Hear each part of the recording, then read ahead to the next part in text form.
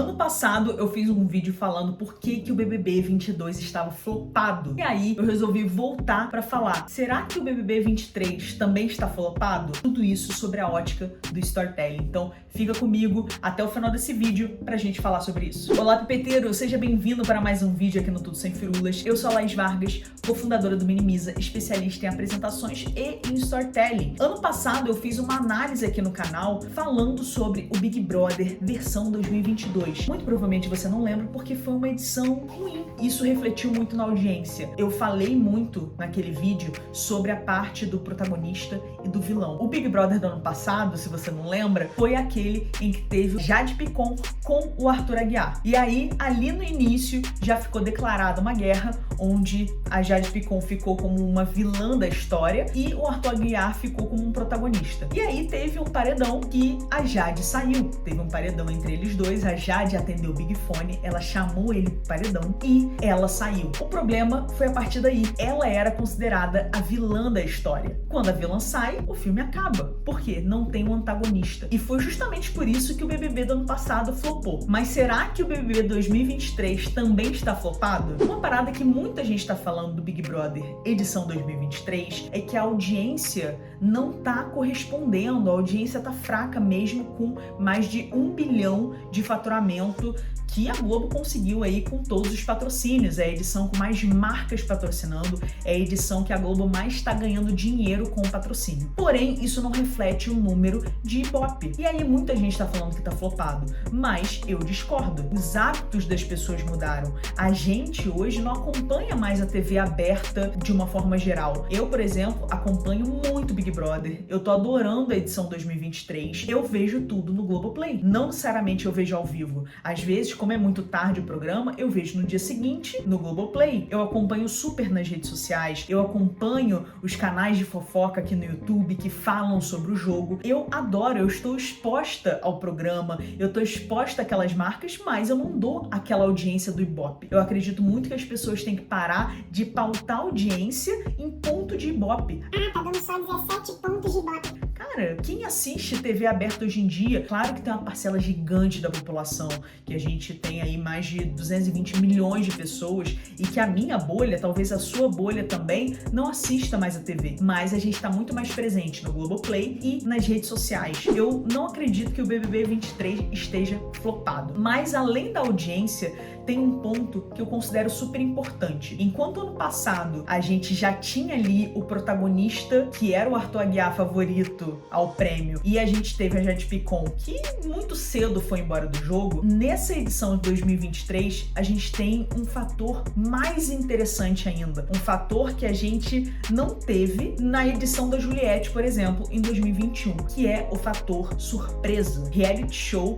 é uma forma da gente acompanhar a vida das pessoas, é uma competição que a gente tá ali torcendo e jogando junto. O bom dessa edição 2023 é que a gente não sabe ainda quem vai ganhar. Na edição de 2021 da Juliette, desde o início a gente sabia que a Juliette ia ganhar. A gente tava ali tentando entender quem ia ser o segundo e o terceiro lugares, que foram péssimos também, mas enfim, não tinha um efeito surpresa. A gente assistia porque a gente gostava das tretas, dos personagens ali coadjuvantes, digamos assim. A gente tinha o Gil do Vigor, a gente tinha a Sara, tinha uma galera ali que fazia muito bem pra história, mas a Juliette sempre foi a protagonista, tanto que no final, no discurso final da campeã, ali o Thiago Leifert fala que ela sempre foi a preferida, que ela nunca esteve sozinha aqui fora. No BBB 2022, o Arthur Aguiar, muito cedo, por causa da rivalidade com a Jade, ela criou esse protagonista, ele falava muito bem, ele fala muito bem, e ele conseguiu aí manter o favoritismo, fazer com que a galera quisesse que ele fosse campeão. Tem um outro fator. Os outros personagens da história eram fracos também. Eu acho que o Arthur é um excelente comunicador, ele fala muito bem, ele articula muito bem e ele mereceu ganhar dentro daquele jogo. Os outros personagens não traziam nada pra história. Eu não lembro de metade das pessoas daquela edição e olha que eu acompanhei. Agora, 2023 tá trazendo uma parada que há muito tempo eu não sentia, que eu não lembrava do Big Brother,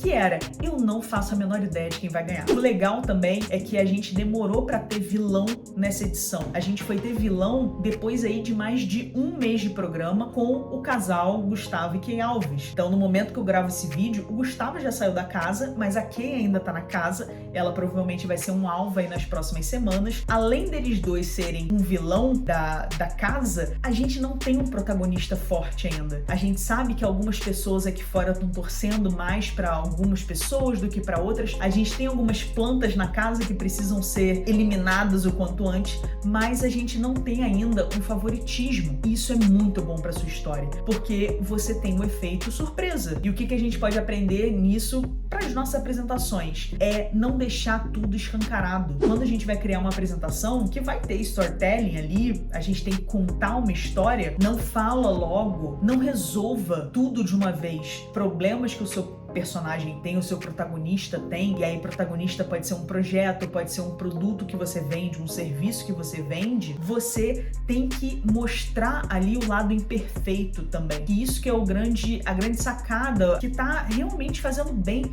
para esse Big Brother. Os personagens não são perfeitos, a gente gosta de algumas coisas neles, mas não gosta de outras, então a gente fica num mixed feelings, a gente fica com aqueles sentimentos ali duvidosos, falando, cara, eu gosto dessa pessoa, mas será que eu quero que ela ganhe? E isso tá fazendo com que a gente queira acompanhar mais a edição pra realmente saber quem eu quero que ganhe, quem eu vou torcer e quem eu quero que saia. Eu quero que as plantas saiam. Numa apresentação, em qualquer tipo de storytelling, num filme, num vídeo, a gente tem alguns personagens importantes. O vilão é super importante, o protagonista imprescindível, esses dois são sempre, assim, o foco da nossa história. Algumas histórias têm um mentor, que é aquele personagem que ajuda o protagonista ao longo da história dele. Personagens secundários importantes que fazem com que o vilão e o protagonista se enfrentem, tenham novos conflitos. Isso é muito importante. Mas uma coisa que a gente tem que tirar das histórias são as partes chatas. Sabe aquela apresentação que a gente vê no trabalho,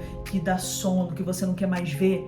Isso é porque tem um monte de parte chata que a gente não tirou da apresentação. E é a mesma coisa com o Big Brother. A gente tem que tirar as partes chatas. O que são as partes chatas do Big Brother? São as plantas. Precisamos tirar as plantas e a gente tem que deixar tanto os aspirantes a ganhadores, a protagonistas, como um possível mentor que tem ali dentro, como os vilões. Eles que vão fazer com que a gente assista o Big Brother até o final. As plantas são personagens chatos, fracos e que a gente precisa, quando a gente tá falando de apresentação, excluir os slides que não fazem sentido, que não acrescentam em nada na história. Essas são as plantas. São aqueles slides que estão sobrando na sua apresentação. Eu espero que essa análise faça sentido não só para você ver o Big Brother de uma forma diferente, mas também para você pensar aí quem são as plantas da sua apresentação. Quais slides você pode tirar porque você só tá enchendo linguiça e não tá fazendo bem para sua história. Eu espero você no próximo vídeo. Já deixa seu like, se inscreve no canal e se você curtiu,